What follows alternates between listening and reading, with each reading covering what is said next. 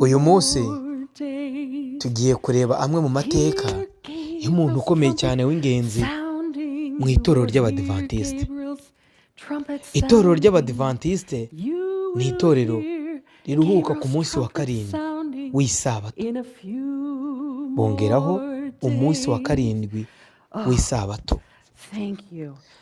Uyu mudamu Ellen White turashaka kumuvugaho. Ellen White iyo wanditse muri Google bakwereka ko ari umuntu wanditse ibitabo byinshi, wa mbere w'igitsina gore, akandika ibitabo byinshi bikanasobanurwa mu ndimi nyinshi, ndetse uyu mudamu afatiye runini itorero ry'Abadivantisite.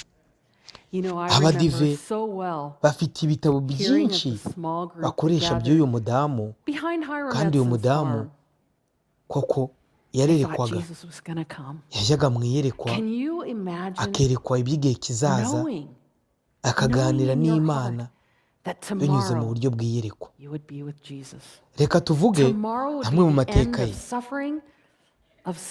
Iyo mu itorero ry'Abadiventisite bavuze Ellen White, ntabwo ibitabo bye biruta Bibiliya, ahubwo Ellen White ubwe yarivugiye ati ibitabo bye ni umucyo muto ku mucyo wo muri Bibiliya. Uyu Ellen White yavukiye he? Uyu Ellen White ni umunyamerikakazi, yavutse mu muryango w'abana barindwi. Yitwaga Ellen Harmon, ashatse ahindurirwa izina. Nk'uko mubizi, Abanyamerika iyo bashatse, umugore bashatse afata izina ry'umugabo we.